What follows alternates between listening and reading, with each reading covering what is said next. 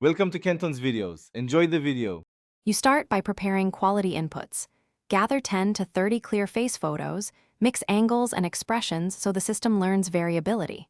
Once done, pick a tool, reverse image search for casual matches, or a facial recognition API for accuracy, because method determines precision. Make sure to crop tightly to the face and standardize image size. Inconsistent inputs produce weak results. This step speeds matching and reduces false positives, so do it carefully before moving on to automated searches. You run the initial searches using your best seed images, uploading them individually or in batches to compare outputs.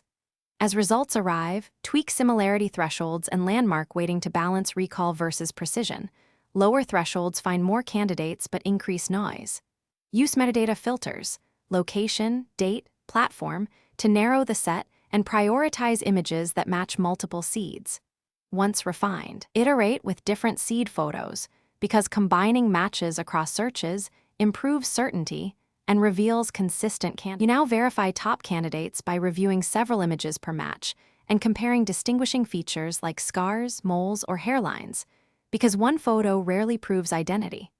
Record confidence scores and source links for each candidate to keep a clear audit trail in case you need follow-up.